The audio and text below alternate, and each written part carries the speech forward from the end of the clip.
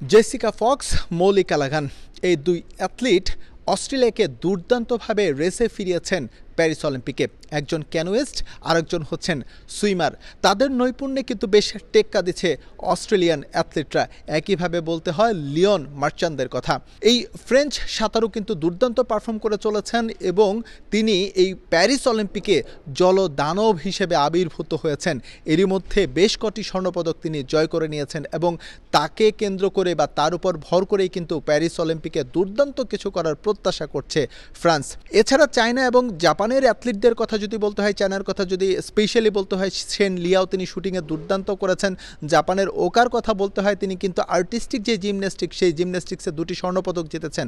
মোটা দাগে এই প্যারিস অলিম্পিকে এই অ্যাথলিটগুলোই এখন পর্যন্ত স্পটলাইটে রয়েছে এবং পদক তালিকার যে লড়াই সেই লড়াই কিন্তু এখন পর্যন্ত বলা যেতে পারে অস্ট্রেলিয়া, ফ্রান্স এবং গ্রেট ব্রিটেন তাদের সঙ্গে কিন্তু বেশ দুর্দান্তভাবে টেক্কা দিয়ে চলেছে এশিয়ার দেশ চীন এবং জাপান।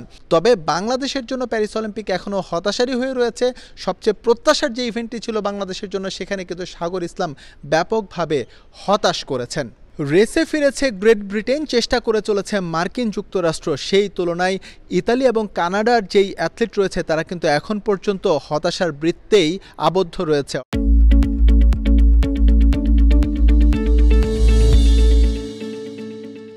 প্যারিস অলিম্পিকে আজ 20টি স্বর্ণপদকের নিষ্পত্তি হয়েছে, তবে বলা যাবে না কোনো একটি দেশ একক আধিপত্য দেখাতে পেরেছে। তারপরও আলাদা করে বলতে গেলে বলতে হয় ফ্রান্সের কথা, কারণ ফ্রান্স এই অলিম্পিককে ঘিরে যে লম্বা সময় ধরে প্রস্তুতি নিয়েছে সেটি কিন্তু তাদের অ্যাথলিটদের পারফরমেন্সে দেখা যাচ্ছে এবং মেডেল তালিকার দিকে যদি তাকানো হয় সেখানেও কিন্তু তার প্রমাণ পাওয়া যায়। সুতরাং দিন যত এগুচ্ছে ফ্রান্স কিন্তু তাদের পরিচয়টা আরও শক্তপোক্তভাবে দিচ্ছে এবং এমনও হতে পারে এবারের অলিম্পিকে অর্থাৎ প্যারিস অলিম্পিকে কোনো রেকর্ড করে ফেলতে পারে ফ্রান্স।